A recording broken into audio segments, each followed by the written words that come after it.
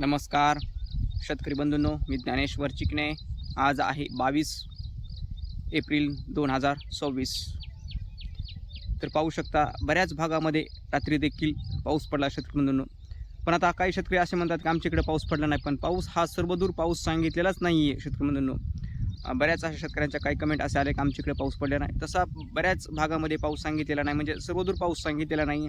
ज्या जिल्ह्यामध्ये आपण पाऊस सांगितला आहे काही ठिकाणी त्या जिल्ह्यामध्ये रात्री देखील पाऊस पडला. इथे देखील बघा, इथे सुद्धा सडा शिंपल्यासारखा पाऊस पडला. पण या पावसामध्ये जास्त विजेच्या कडकडा, विजा आणि वारा जास्त असतो. त्यामुळे पाऊस कमी आणि विजा आणि वाऱ्यामुळे जास्त नुकसान, धोकासुद्धा, हानीसुद्धा होते. याच्यापासून सुद्धा आपल्याला संरक्षण करायचं आहे. हे वातावरण जे आहे ते अवकाळीचं वातावरण आहे. अवकाळीमुळे जास्त नुकसान होते, वाऱ्यामुळे आणि विजेमुळे जीवितहानीची भीती असते. झाडं झुडपं मोडतात, त्याच्यापासून तुम्ही सावध राहा. कारण आणि आपले शेतकरी असे बरेच म्हणतात की आमच्याकडे पावसाची भीती आहे. बऱ्याच भागामध्ये पावसाची भीती आहे शेतकरी बंधूंनो. तर आज देखील पावसाचं वातावरण लातूर जिल्ह्यामध्ये, लातूर, धाराशिव या जिल्ह्यामध्ये देखील आज बऱ्याच ठिकाणी पावसाचा अंदाज आहे. सर्वदूर पावसाचा अंदाज नाही आहे. तिथे पण बऱ्याच भागामध्ये आभाळ व विजेच्या कडकडासह पाऊस पडणार आहे. तसेच बीड जिल्ह्यामध्ये, परभणी जिल्ह्यामध्ये, छत्रपती संभाजीनगर जिल्ह्यामध्ये, छत्रपती संभाजीनगर, बीड, परभणी या जिल्ह्यामध्ये देखील आज बऱ्याच ठिकाणी पावसाचा अंदाज आहे.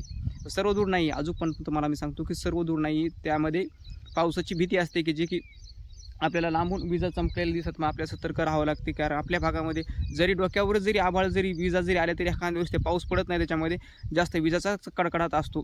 आमच्या भागामध्ये सुद्धा रात्री खूप मोठ्या प्रमाणामध्ये 5 ते 10 मिनिटच वारं होतं, पण मोठ्या स्वरूपामध्ये जास्त थोडं वारं होतं. तशी वाऱ्याची देखील भीती असते. तर आज बऱ्याच भागामध्ये म्हणजेच नांदेड जिल्ह्यामध्ये देखील आज मोठ्या क्षेत्रावर, नांदेड जिल्ह्यामध्ये बघा, मोठ्या क्षेत्रावर म्हणजे वाऱ्याचा मोठा क्षेत्र सांगत आहे मी, वाऱ्याच्या मोठ्या क्षेत्रावर आभाळाचं क्षेत्र मोठं, पण पाऊस इथे जास्त नाही आहे. पण त्या नांदेड जिल्ह्यामध्ये देखील आज पावसाचं वातावरण आहे. तसेच यवतमाळ जिल्ह्यामध्ये, यवतमाळ, चंद्रपूर या भागामध्ये देखील आज पावसाचं वातावरण म्हणजेच विजेच्या कडकडासह वातावरण होण्याची शक्यता आहे एकंदरच. तर उद्या 23 तारखेला देखील याच दक्षिण महाराष्ट्रामध्ये आणि मराठवाड्यामध्ये हेच वातावरण राहण्याची शक्यता आहे. त्यामध्ये विजेच्या कडकडासह तुम्ही देखील या 2 दिवसामध्ये सावध राहा शेतकरी बंधूंनो. 24 तारखेपासून पुढे वातावरण कमी होणार आहे. 24 तारखेपासून पुढे वातावरण कमी झाल्याच्या नंतर परत अजून वातावरण केव्हा तयार होणार आहे, तर तुम्हाला मी ह्याच्या अगोदरच म्हणजे तुम्हाला जवळपास 1 महिना होत आलेले एक महिना होत आलेले सांगितले मी, अंदाज दिलेला. त्यामध्ये तुम्हाला सांगितलं तुम्ही मेच्या पहिल्या आठवड्यामध्ये पावसाचा अंदाज आहे. तर बघा, मेच्या पहिल्या आठवड्यामध्ये पाऊस मोठ्या क्षेत्रावर आणि मोठा येणार आहे. ह्यापेक्षा बी मोठा येणार. हा जो पाऊस आहे आता म्हणजेच 19 तारखेपासून पाऊस सुरू झालेला आहे. ह्याचा देखील तुम्हाला अंदाज मी 1 महिन्यापूर्वी दिलेला होता आणि तो पाऊस आलेला पण आहे. पण तो आपण सर्वदूर त्यावेळेसच सांगितलं आपण, हा पाऊस मोठा पडणार नाही. त्याप्रकारे आपला अंदाज हा सुद्धा सत्य अचूक उतरलेला आहे.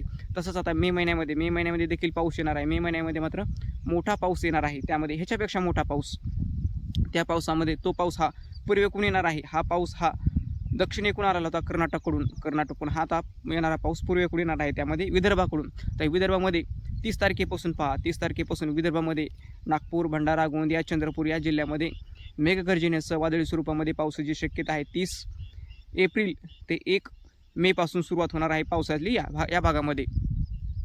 तर तसेच 2-3 मेला मराठवाडा, पूर्व विदर्भ, अमरावती विभाग या विभागामध्ये देखील बऱ्याच ठिकाणी वादळी स्वरूपामध्ये पावसाचा अंदाज आहे.